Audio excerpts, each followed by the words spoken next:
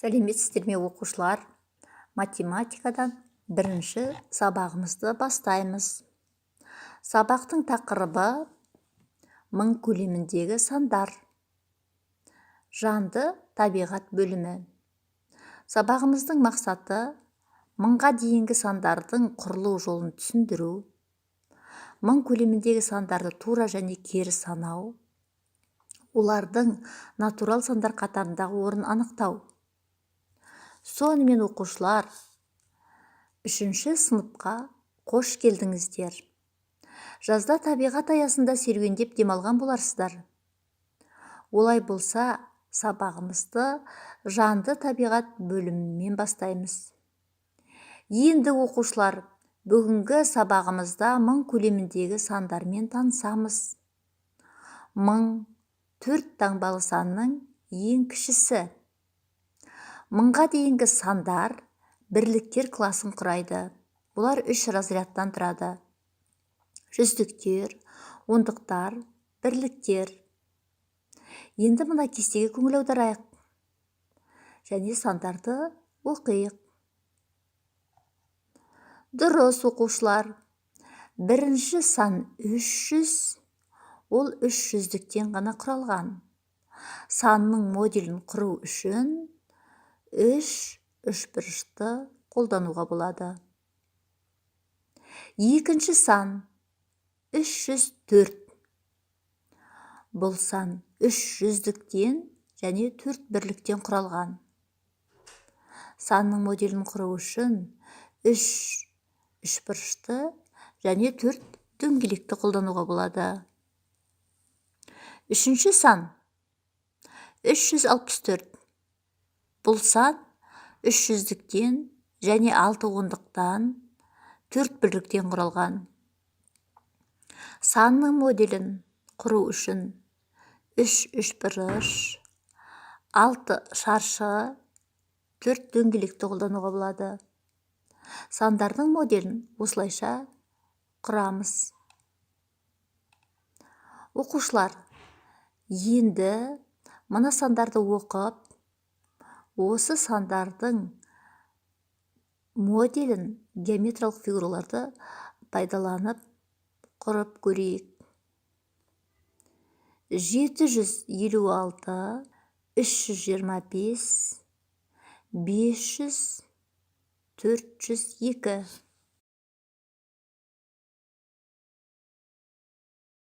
Дұрыс оқушылар. 756, 7 жүздік, 5 ондық, 6 бірліктен құралған.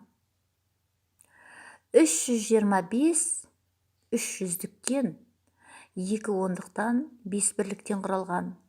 500, 5 жүздіктен құралған сан. 402, 400-діктен, 2 бірліктен құралған. Енді оқушылар, мың көлеміндегі сандарды салыстыруды үйренеміз. 3 таңбалы сандарды салыстыру ең үлкен разрядтан басталады. Оқулықтағы 4-ші тапсырмаға назар аударыңыздар. 742 менен 427 сандарын салыстырамыз. Әрине, 742 артық 427-тен, өйткені бірінші санда 7 жүздік бар, ал екінші санда 400-дік бар. Жүздіктері артық сан артық болады. Әрі қарай кеттік. 504 пен 405 сандарын салыстырамыз.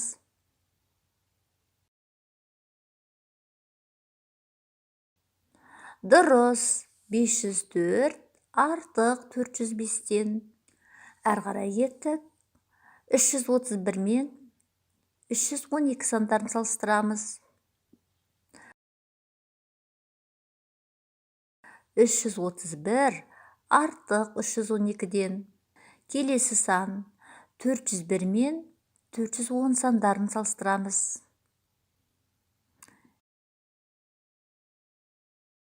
Әрине, 401 кем 410-нан.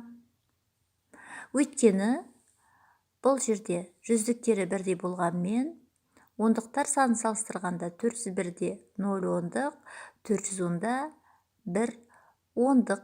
Олай болса 401 410-нан кем. Осылайша салыстырамыз қалған сандарды. Жарайсыздар оқушылар. Енді оқушылар оқулықтың осы 5-ші бетіндегі 6-шы тапсырмаға назар аударайық.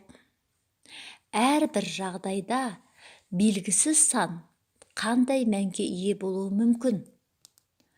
Яғни x-тің мәні неше болуы мүмкін? Бірінші жағдайда x артық 12-ден. Олай болса, x-тің мәні неше болуы мүмкін? Дұрыс.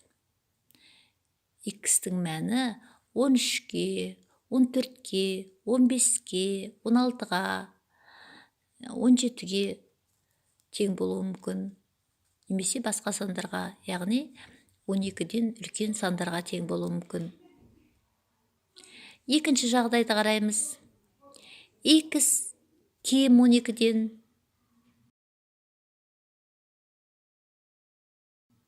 Дұрыс. Бұл жерде x-тің мәні 12-ден кем сандарға тең болады. Яғни 11, 10, 9, 8, 7, 6-ға, 5, 4, 3, 2, 1-ге тең болуы мүмкін. X-тің мәнін анықтау үшін сан сәулесін қолданған ыңғайлы. Олай болса оқушылар 7-ші тапсырманы өз беттеріңізше орындап көріңіздер. Жарайды оқушылар. Енді бүгінгі өткен сабағымызды қорытындылаймыз. Мына тапсырмаға назар аударыңыздар. Төмендегі сандардан 3 таңбалы сандар құрастырамыз. 4, 6, 9 сандарын қолдана отырып. Кәне оқушылар, қандай сандар құрастырдыңыздар? Дұрыс.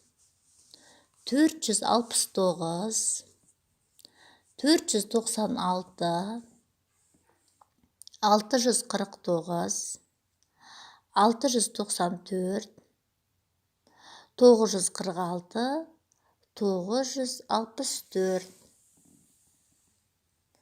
Жарайсыздар оқушылар. Сандар қайталанбайтындай болып, осындай сандарды құруға болады екен.